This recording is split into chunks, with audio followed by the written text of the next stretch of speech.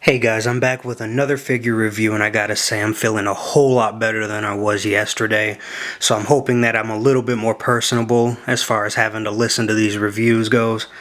The next figure that we're going to be talking about is the Mandroid Build-A-Figure line, the Winter Soldier movie line, Hydra Soldier, and I have to say that I'm really happy with this figure. I love it. I wish it was a little bit easier to find as far as army building goes. If I could get just like another 2 or 3 of them, even with some creative shooting and planning, it would make a world of difference as far as the stop motion filming goes. But I do have to say that on average he's running about $30 or so minimum to find him on your average internet retailer, and I'm not really feeling the figure for that much. If you can find him for retail or close to retail, pick him up.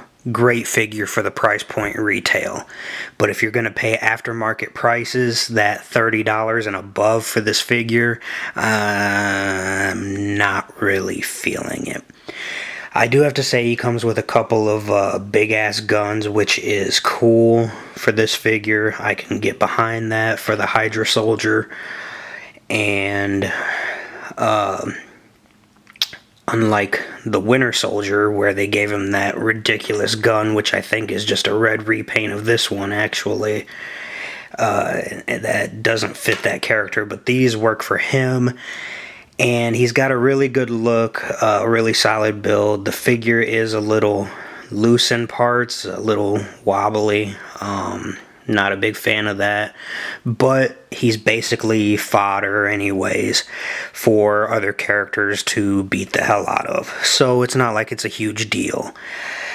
I do think he recalls back to my childhood. I don't know if any of you remember him, but you remember the old Power Rangers figures came with the putty patrollers, where if you hit the Z on their chest, their arms and legs and head fell off and stuff, and the big silver H in the center of his chest just really makes me think of that, which I think is kind of cool.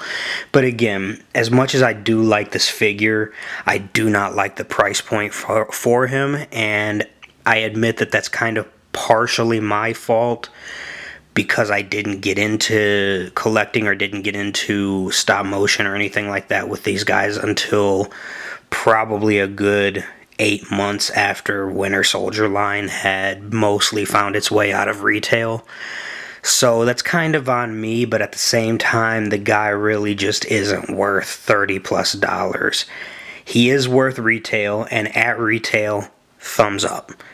Above retail, my bad, thumbs down.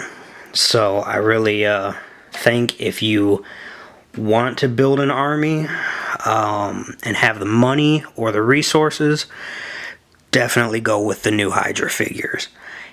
If you don't, wait. I'm sure that we'll get something else at some point. It's not like these guys are ever hard to just toss into a wave at any point if they decide they need to fill a spot. So I'm sure we'll get them again at some point down the line.